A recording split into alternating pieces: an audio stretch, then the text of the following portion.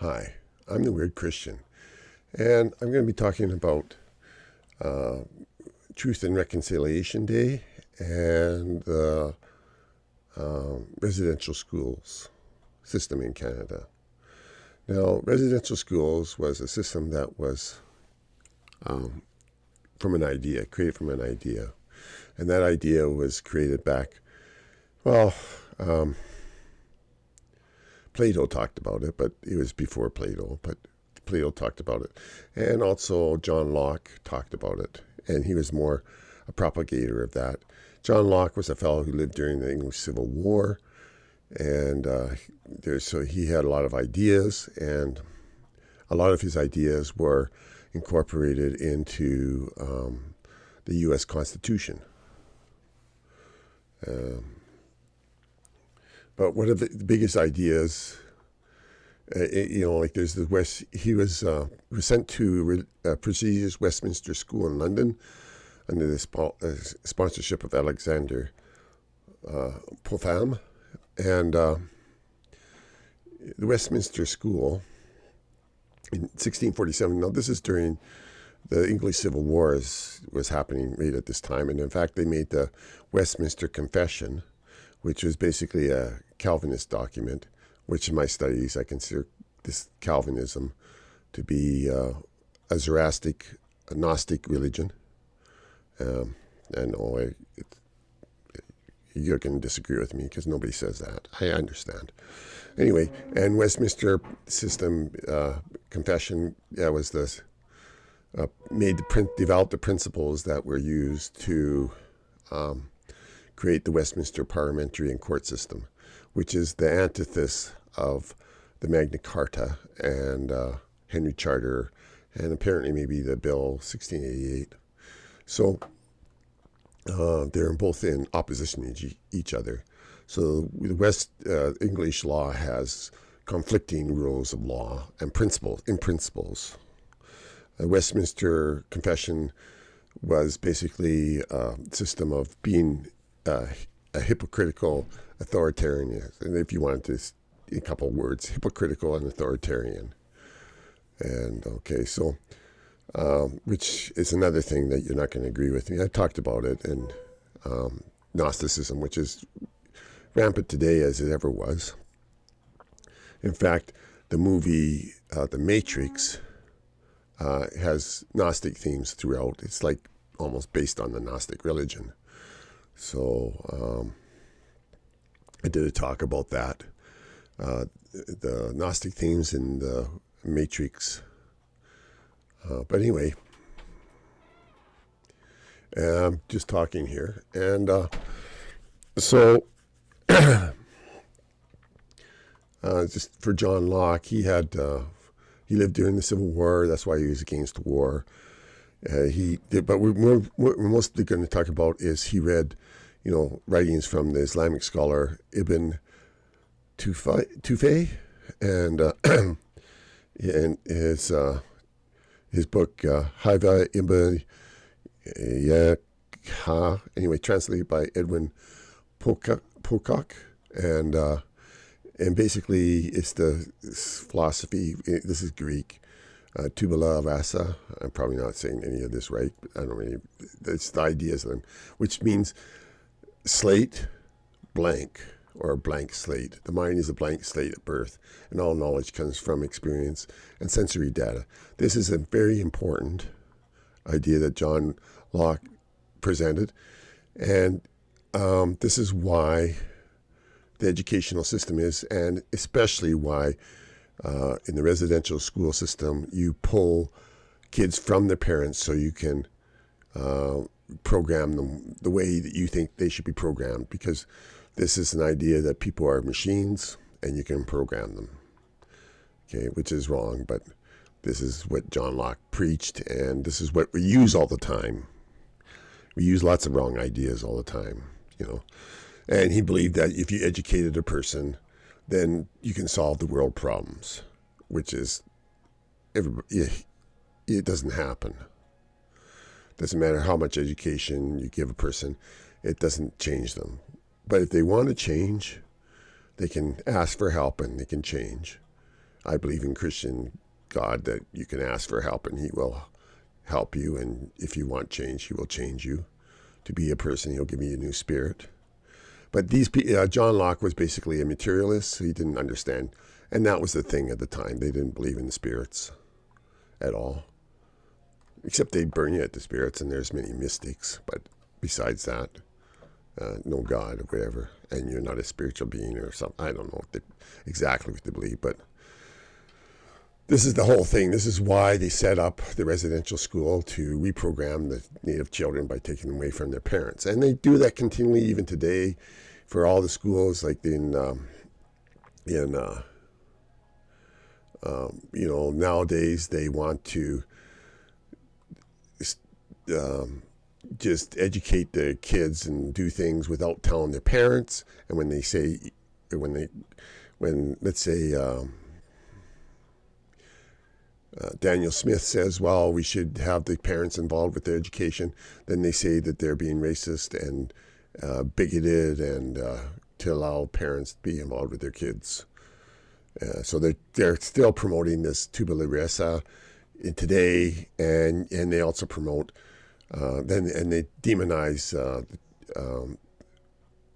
anybody who is involved with residential schools, at the same time promoting the same ideas in the schools today. So they haven't changed at all, and yet they want to demonize a certain group, like the Christians, and have churches burnt down, even though this is a government policy. Residential schools, churches were going with it because they are mostly Gnostic in beliefs too. So I can't, but I'm not saying everything is. I don't think they were trying to genocide or anything like that, but they want to demonize. But the basic idea is from this Tabula Rasa, mind being a blank slate. This is the doctrine, the idea that they're working on. And here's some other ideas of John Locke, social contract, which is step towards totalitarianism and stuff like that. There's lots of things in here I don't agree with, and I think are basically evil if you actually think about them to the logical conclusion, which they're much greater people in history, but I don't know. When I think about them, I see step towards, because social contract is to take away ownership and responsibility from people and say that, and take control of their lives, which is communism, and legitimize it. It's like a politician promising he's going to do this and this, and they always follow their promise, right? No. And and there's property rights. He says a lot of things like that have conflicting thoughts.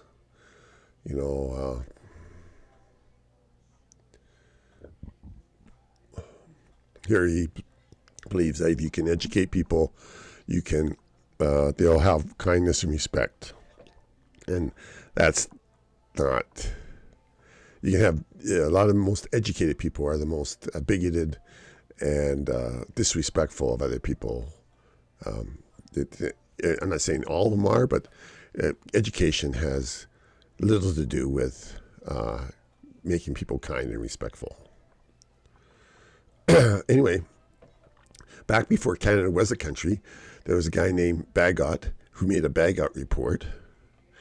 And he made a royal commission. This was before Canada was a country in 1842 by Sir Charles Bagot, the Governor General of British North America. Okay, and he based his philosophy of creating this system on John Locke's philosophy that kids were a blank slate. So they federally run residential schools to assimilate Aboriginal students into Euro-Canadian culture. So basically the idea is to take them away from their parents and re-educate them. And they haven't changed any, but they've demonized different people who worked with them in this time.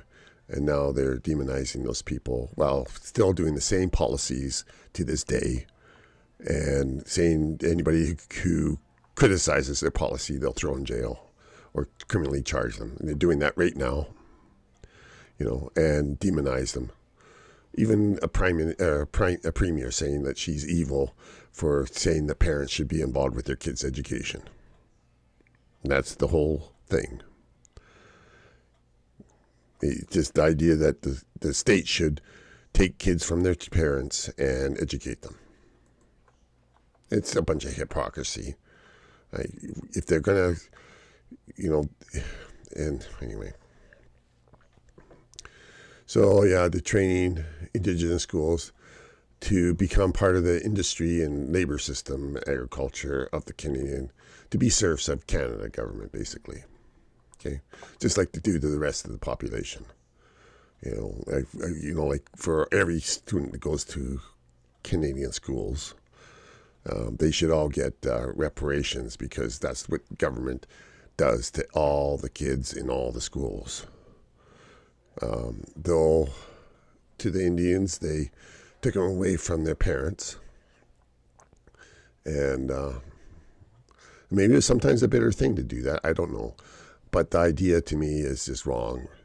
You don't have to do that. You can have the parents and with their kids and educate them and have them have control over their own lives rather than taking control of their life. And this is the problem, is that Indian Affairs want to have control over the native children and turn them into their drones. Okay, so I'm not impressed with it, but they're still doing the same thing today with their policies, and yet nobody's talking about that. This whole thing about controlling, parents are bad and you got to keep your kids away. You got to separate the kids from their parents, because the parents might teach them that their thoughts about the way they live. It's just really bad, and they're so self-righteous. They're a bunch of criminals, as far as I can see. I think the government's completely criminal, and all these people are so hypocritical, and it's disgusting as far as I'm concerned. But anyway, so and then here's what I got from, this is stuff you could get off the internet. The Bagot Report represents a significant milestone in the history of colonization, colonism, and Indigenous settled relationships in Canada. While its recommendations were flawed and harmful, they reflect a complex and often fraught dynamic of colonization. And they're still doing colonization to the people today in the school system.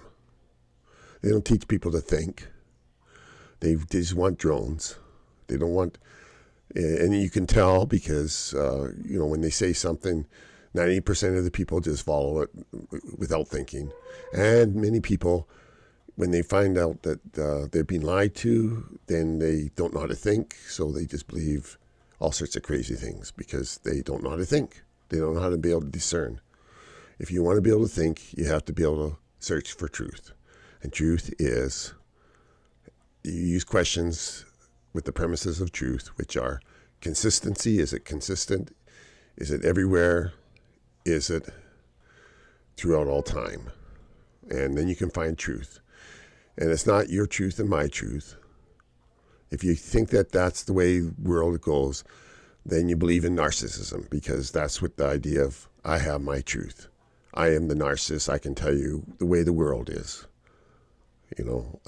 This is just being the ultimate narcissist, and you're just an abuser of other people, as far as I'm concerned.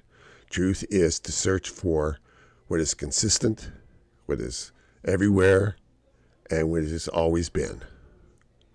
And if it answers those things, all those premises correctly, without any contradiction, then it's truth. Okay.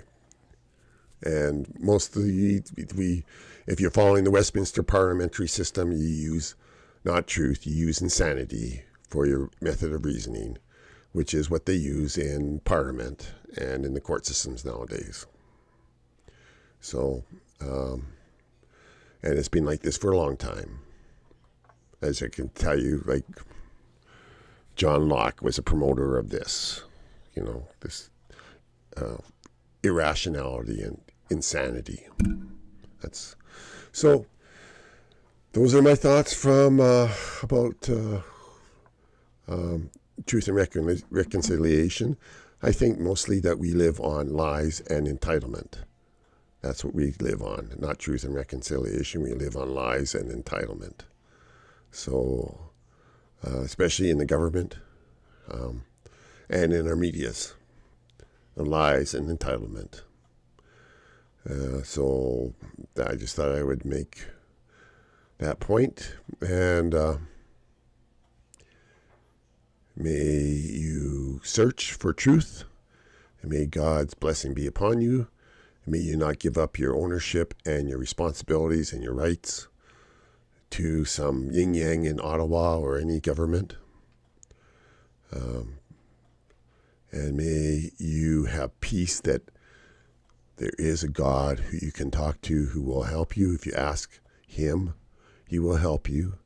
If you want to have a world where where you love others and you love God and you want to be strong and not be blown by the wind, by all these silly doctrines that people have, like John Locke, and make a U.S. Constitution based on some of his silly ideas that are Gnostic, that don't work. And this idea of Westminster parliamentary system, which is an abusive system. It's not the worst system. And it's been tempered by the Magna Carta, which is totally opposite and much, much better. There's a reason why the Magna Carta was written. And it's a historic reason. And I'm not going to talk about it here. I've already talked about it. I think this is getting long enough as it is. I'm saying all sorts of things that not really putting a lot of information or background so you can actually but understand what I'm saying. Maybe you can. I'm not sure. Because usually what I say is so foreign to everybody that they don't understand. It's beyond it's so foreign. It's just like, what? I understand. But search for truth. Ask God. There is a God that loves. And if you ask him, he will bring you into his kingdom of loving, where you are transformed to a person that can love rather than just think of it. You'll have your own truth, and the world revolves around you. A world that's bigger than you. And you'll be thankful, and you'll be blessed. And may he bless you. May you ask for his help. May God bless you and give you peace. I pray in his name. Amen.